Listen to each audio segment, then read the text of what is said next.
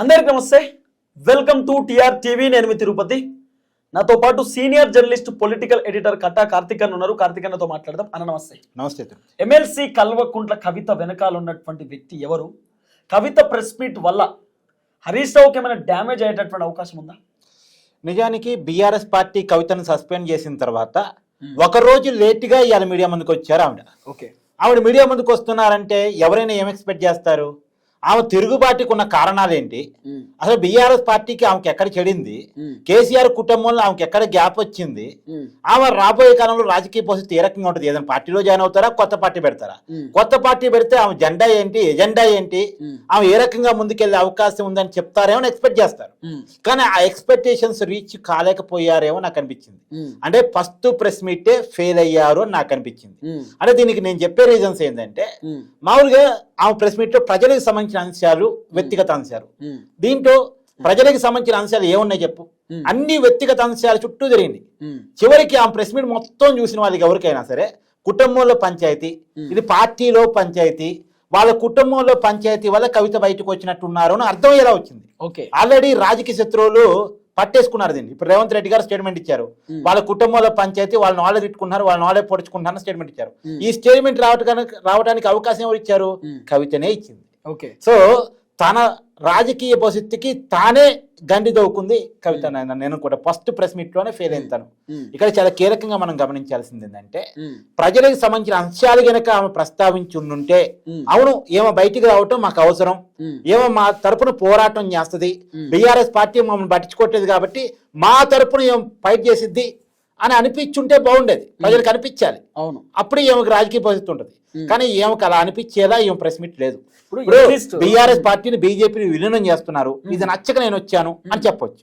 లేదు, కాంగ్రెస్ పార్టీ ఎన్నికల్లో ఇచ్చిన 6 గ్యారంటీలు అమలు చేయట్లేదు, రైతు రుణమాఫీ చేయలేదు, తర్వాత రైతు భరోసా సరిగా ఇవ్వలేదు, ప్రజలకు సంబంధించిన 6 గ్యారంటీలు ఏమీ సరిగా అమలు కావట్లేదు, దాని మీద బీఆర్ఎస్ పార్టీ ఫెయిల్ అవుతుంది ఫైట్ చేయటంలో, ప్రజల తరపున ఫైట్ చేయలేకపోతుంది, కాబట్టి నేను ఫైట్ చేద్దామని బయటకు వచ్చానని చెప్పినా బాగుండు. కానీ ఏమేం చెప్పుకుంది? హరీష్ రావు కోవట్టు, హరీష్ రావు కేసీఆర్ ఓడించడానికి ప్రయత్నం చేశాడు, హరీష్ రావు కేటీఆర్ ఓడించడానికి ప్రయత్నం చేశాడు. అది కేసీఆర్ కేటీఆర్ చూసుకుంటారు కదా. నీకే ఫ్లైట్ లో పోయినప్పుడు హరీష్ రావు రేవంత్ రెడ్డితో పోయిండు, రేవంత్ రెడ్డి కాలు ముక్కిండు, ఈ రకంగా మాట్లాడే ప్రయత్నం చేసినా. ఇప్పుడు ఇలాంటి కంప్లైంట్స్ ఉంటే వాళ్ళు పార్టీ అధినేత కేసీఆర్ వాళ్ళు చూసుకుంటారు. ఇప్పుడు ఇది ప్రజలకు సంబంధించిన అంశమే ఉంది. ఇప్పుడు కేసీఆర్ అదే రేవంత్ రెడ్డి హరీష్ రావు కలిసి ఫ్లైట్ లో పోయారనుకో, అది బీఆర్ఎస్ పంచాయతీ, నీ పంచాయతీ కాదు కదా, ప్రజల పంచాయతీ కాదు కదా. తర్వాత కేటీఆర్ ఓడించడానికి హరీష్ రావు పనిచేశారనుకో, అది వాళ్ళ వర్క్ పోరు, వాళ్ళ పార్టీ పంచాయతీ. నీ పంచాయతీ ఎక్కడ, ప్రజల పంచాయతీ ఎక్కడ? దీంట్లో ప్రజలకు సంబంధించిన అంశాలు ఏమైనా ఉన్నాయా? ఇప్పుడు నువ్వేమంటావు, తెలంగాణ ఉద్యమకారులకి గుర్తింపు రావాలి, 9.5 ఏళ్ళు నీ పార్టీ అధికారంలో ఉంది, నువ్వే చక్రం తిప్పినావు, ఏమో ప్రయారిటీ గురించి ఆ రోజు మాట్లాడలేదు, ఈ రోజు ఎందుకు మాట్లాడుతున్నావు? బహుజనుల గురించి 9.5 ఏళ్ళు నీ పార్టీ అధికారంలో ఉంది, ఆ రోజు మాట్లాడలేదు, ఈ రోజు ఎందుకు మాట్లాడుతున్నావు? మహిళలకి రాజకీయాల్లో అవకాశాలు ఆ రోజు ఇప్పుడు బీఆర్ఎస్ పార్టీ ఎంతమంది మహిళలకు అవకాశం ఇచ్చింది? మొదటి కేబినెట్ లో ఎందుకు మహిళలు లేరు? ఆ విషయాలు ఆ రోజు ప్రస్తావించుకుని ఈ రోజు ప్రస్తావిస్తున్నావు అంటే నువ్వు బీఆర్ఎస్ పార్టీని బదనం చేయాలని డిసైడ్ అవుతున్నావు. అంటే నీ వెనకాల బీఆర్ఎస్ పార్టీని వ్యతిరేకించే వాళ్ళు ఎవరో ఉన్నారు, అది క్లియర్ గా ఎస్టాబ్లిష్ అయింది. అంటే ఆమె తెలిసి చెప్పుకున్నారో తెలియక చెప్పుకున్నారో నాకు తెలియదు, ఆ పొలిటికల్ స్ట్రాటజీలో ఉన్న లోపం నాకు తెలియదు. కానీ ఆమె క్లియర్ గా బీఆర్ఎస్ పార్టీని బదనాం చేయటం కోసం ప్రెస్ మీట్ పెట్టినట్టు ఉంది తప్ప ఏదో ప్రజల ప్రయోజనాలు ఉన్నాయి, ప్రజలకు సంబంధించిన అంశాలు ఉన్నాయని దాంట్లో అనిపించేది లేదు. ఓకే, ఈ కామెంట్ల వల్ల, కవిత ఈ రోజు పెట్టిన ప్రెస్ మీట్ వల్ల హరీష్ రావుకి ఏమైనా డ్యామేజ్ జరిగిందా? ఇంకా హరీష్ రావుకి మంచి జరిగిందని అనుకుంటున్నాను. ఇప్పుడు హరీష్ రావు వర్సెస్ కవిత. హరీష్ రావు తెలంగాణ ఉద్యమంలోకి ఎప్పుడు వచ్చారు, కవిత తెలంగాణ ఉద్యమంలోకి ఎప్పుడు వచ్చారు? కవిత ఎన్నిసార్లు ప్రజలకు సంబంధించిన ఓటుతో ప్రజాప్రతినిధిగా గెలిచారు, హరీష్ రావు ఎన్నిసార్లు ప్రజాప్రతినిధిగా గెలిచారు? కవిత 2014లో ఫస్ట్ టైం ఎన్నికల్లో పోటీ చేశారు, ఎంపీగా నిజామాబాద్ నుంచి పోటీ చేసి గెలిచారు టీఆర్ఎస్ పార్టీ తరఫున, ఆరో టీఆర్ఎస్. తర్వాత 2019లో ఓడిపోయారు స్వయంగా. ఇప్పుడు కేసీఆర్ ఎప్పుడైనా ఎన్నికల్లో ఓడిపోయాడా? కేటీఆర్ ఎన్నికల్లో ఎప్పుడైనా ఓడిపోయాడా? హరీష్ రావు ఎన్నికల్లో ఎప్పుడైనా ఓడిపోయాడా? కానీ కవిత ఓడిపోయింది. కవిత మీద ఉన్నటువంటి ఆరోపణలు ఏంటి? ఆమె మీద అవినీతి చేశారని. ఇప్పుడు ఢిల్లీ లిక్కర్ స్కామ్ లో అరెస్ట్ అయ్యి తిహార్ జైలు కూడా వెళ్ళొచ్చారు. హరీష్ రావు ఎప్పుడైనా వెళ్ళాడా? హరీష్ రావు మీద అలాంటి ఆరోపణలు ఉన్నాయా? రెండోది, 2004లో first time Harish Rao MLA 24,000 ఓట్ల మెజార్టీతో అయ్యాడు.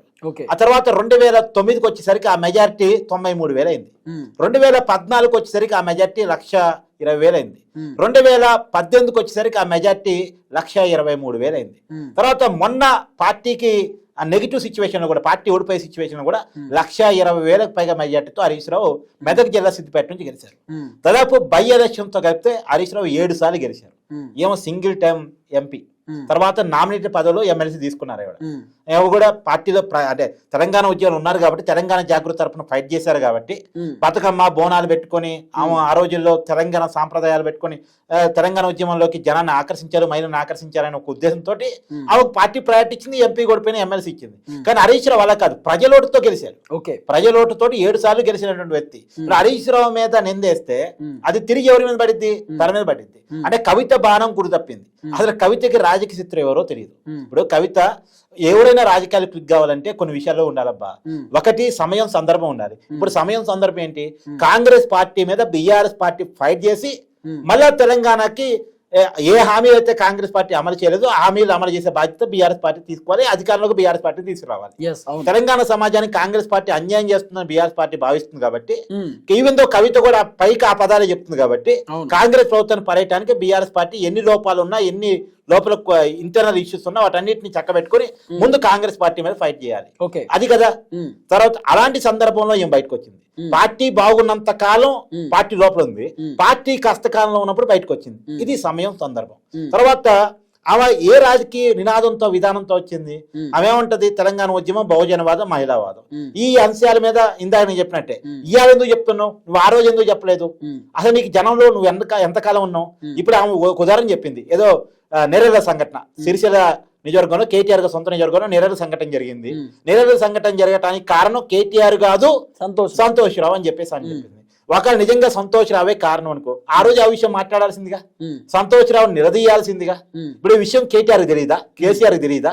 అంటే ఆ రోజు మాట్లాడిన ఇష్యూని ఈ రోజు మాట్లాడితే నీకు క్రెడిబిలిటీ ఎక్కడ? ఆ ఇష్యూని తెలంగాణ ప్రజలు మర్చిపోయిన తర్వాత నువ్వు లేవనెత్తే నీకేం క్రెడిబిలిటీ? ఈ రోజు రేవంత్ రెడ్డి ప్రభుత్వం ఉంది కదా, చెప్పు, ప్రభుత్వానికి చెప్పు, యాక్షన్ తీసుకోండి, నేనే ప్రత్యేక సాక్ష్యము, అది చేసి సంతోష్ రావు అని చెప్పమని చెప్పండి. ఇప్పుడు ఇంకొక విషయం కూడా, ఇప్పటికైనా న్యాయం జరుగుతుంది దళితులకు. అట్లీస్ట్ ఇప్పుడు ఆమె చెప్తే, స్టేట్మెంట్ ఇస్తే, నేనే ప్రత్యేక సాక్ష్యము సీఎంఓ ఆఫీస్ నుండి సంతోష్ రావు అనేటువంటి ఫోన్ చేయించి దళితులను కొట్టించని చెప్పాలి. ఇప్పుడు ఆమె ఇంకొక మాట కూడా నీ దానికి కంటిన్యూషన్ ఏంటంటే, వాస్తవంగా ఆమె కాంగ్రెస్ గొంతుగా మారిందని బీఆర్ఎస్ పార్టీ అనుమాన పడుతుంది. ఇప్పుడు 42% బీసీలకి రిజర్వేషన్ ఇవ్వాలని కాంగ్రెస్ ప్రభుత్వం మంత్రివర్గం కేబినెట్ లో ఆర్డినెన్స్ తీసుకొచ్చిందో లేదో, ఇమీడియట్లీ కాంగ్రెస్ నాయకుల కంటే ముందు ఏమో బాణసంచగలిచారు. బీఆర్ఎస్ చెప్పేదేమో వేరేగా ఉంది. బీఆర్ఎస్ పార్టీలోనే ఆ రోజుకుండి ఎమ్మెల్సీగా ఉన్నటువంటి కవిత మాత్రం సంబరాలు చేసుకుంది. బీఆర్ఎస్ పార్టీ ఏం చెప్తా ఉంది?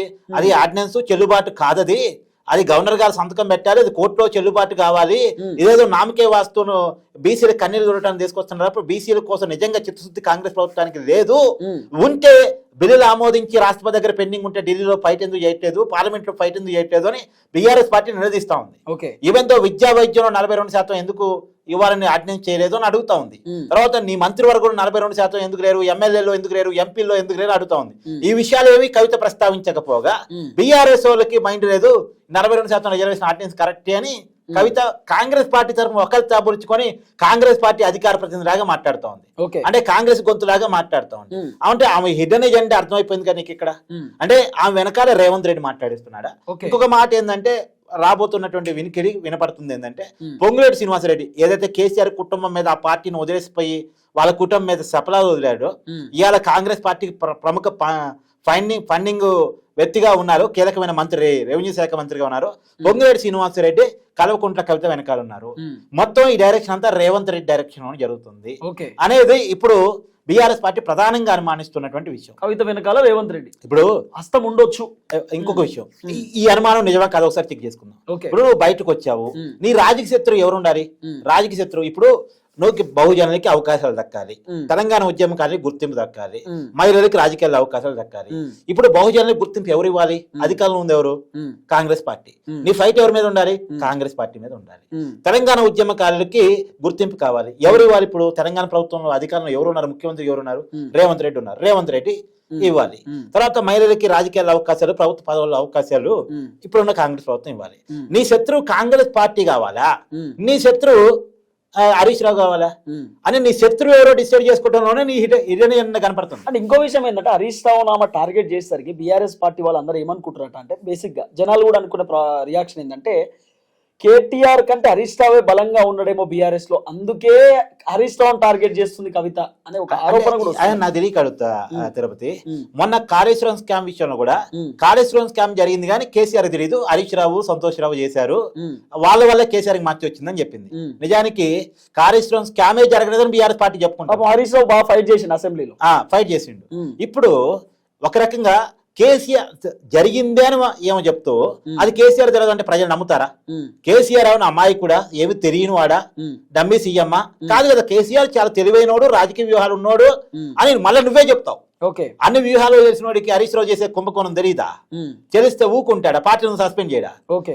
కేటీఆర్ అవును అమ్మాయి కూడా పార్టీ వర్కింగ్ ప్రెసిడెంట్ గా ఉన్నాడు. సిరిసిల్లలో ఓడించడానికి ప్రయత్నం చేస్తే హరీష్ రావుని పక్కన పెట్టరా? ఉమ్. హరీష్ రావుని పార్టీలో ఉంచుకుంటారా? ఉమ్. అంటే ఇప్పుడు అంటే ఇది ఎలా ఉందంటే నమ్మటానికి ఏమాత్రం అవకాశం లేకుండా అబద్ధం చెప్పిన అతికినట్టు ఉండాలంటారు కదా, ఉమ్. అతకటానికి కూడా అవకాశం లేకుండా చెప్పినట్టు ఉంది. ఉమ్. అంటే ఒకటి ఇది కుటుంబంలో పంచాయతీ అని ఆమె చెప్పుకున్నట్టుంది. ఉమ్. రెండోది నమ్మటానికి అవకాశం లేనట్టు ఉంది. ఉమ్. అంటే ఏమో తరపున సానుభూతి తెచ్చుకోవడానికి కూడా అవకాశం లేని మాటలు ఏమో చెప్పారు. ఇప్పుడు సాధారణంగా కవిత బయటకు వచ్చిందంటే పాపం అయ్యో పాపం అనుకోవాలి జనం, అయ్యో పాపం అనుకునే పరిస్థితి లేదు. అంటే అయ్యో పాపం అనుకునేలా నువ్వు కారణాలు చెప్పగలగాలి. అవును. ఎందుకు నన్ను వచ్చాను, నన్ను వేధించారు, నన్ను ఇబ్బంది పెట్టారు, నన్ను అరెస్ట్ చేశారు అని చెప్పగలగాలి. కానీ ఆమెను అరెస్ట్ చేసినట్టు ఎక్కడ కనపడుతుంది? 2014 ఎంపీ 3, నువ్వే ఎంపీ ఓడిపోతే ఎమ్మెల్సీ 3, నీకేం ప్రయారిటీ తగ్గింది? పొలిటికల్ గా నన్ను అరెస్ట్ చేసిరో, పొలిటికల్ గా ఇబ్బంది పెట్టరు అంటే వేరే వేరే విషయం ఉంటది కదా.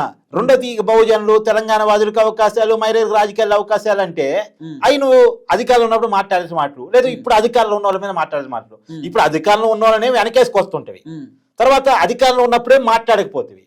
అంటే అప్పుడు అధికారంలో ఉన్నప్పుడు మాట్లాడలేదు, ఇప్పుడు అధికారం ఉన్న వాళ్ళ మీద మాట్లాడలేదు. ఎవరు పాపం బాధలు కష్టాల్లో ఉండి మళ్ళీ బీఆర్ఎస్ పార్టీని స్ట్రెంథన్ చేసుకుని మళ్ళీ పార్టీని అధికారం తీసుకొచ్చుకోవాలి అని ఫైట్ చేస్తున్న వాళ్ళ మీద నువ్వు మాట్లాడుతుంటివి. అంటే నీ హెడేజ్ అర్థం కావట్లేదా? అంటే ఏం లేదు, రేవంత్ రెడ్డి మీద వ్యతిరేకత ఎక్కువగా క్రియేట్ అయింది. పథకాల అమల్లో వైఫల్యం జరుగుతుంది, పథకాలు అమలు చేసే అవకాశం కూడా లేదన్న విషయం వాళ్ళకి అర్థమైపోయింది. ఇప్పుడు వీళ్ళు హామీలు అధికారం రావడానికి అడ్డగోలుగా ఇచ్చేశారు, హామీలు అమలు చేయలేం, అవి ఏ రోజుకి ఓ రోజుకి ఇబ్బంది అవుద్ది అనేది వాళ్ళకి కాంగ్రెస్ వాళ్ళకి అర్థమైంది. బీఆర్ఎస్ ఆటోమేటిక్ గా స్ట్రెంథన్ అయ్యే అవకాశం ఉందని అర్థమైంది. సరే బీఆర్ఎస్ పార్టీని ఎట్ట బదనం చేయాలి? రేవంత్ రెడ్డి తిరితే వినే పరిస్థితులు జనం లేరు, ఎందుకంటే క్రెడిబిలిటీ పోయింది ప్రభుత్వానికి. తర్వాత బీజేపీ పార్టీ వాళ్ళు ఒక రోజు లేస్తారు, ఓ రోజు వాళ్ళే ముసుగు కప్పుకుని పనుకుంటారు, వాళ్ళ పరిస్థితి వాళ్ళకి అర్థం కావట్లే.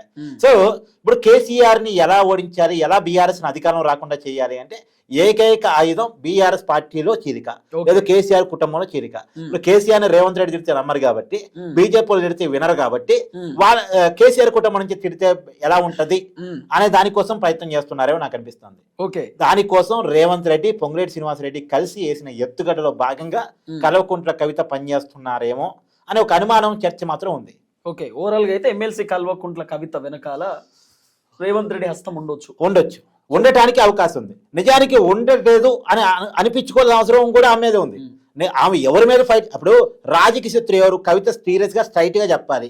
ఇవాళ ప్రెస్ మీట్ లో హరీష్ రావు పేరు ఎన్నిసార్లు ప్రస్తావించారు, రేవంత్ రెడ్డి పేరు ఎన్నిసార్లు ప్రస్తావించారు?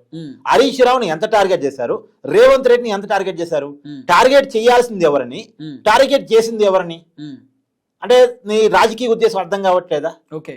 అది నాకు అనిపించేది అయితే ఆమె హిడెన్ ఎజెండాలో పనిచేస్తున్నారు అనే రాజకీయ చర్చకి అవకాశం ఇచ్చారనుకుంటున్నాను నేను. So thank you so much Karthik అన్న. సో ఇది కార్తిక్ అన్నతో స్పెషల్ చిట్ చాట్. చూద్దాం ఏం జరగబోతుంది.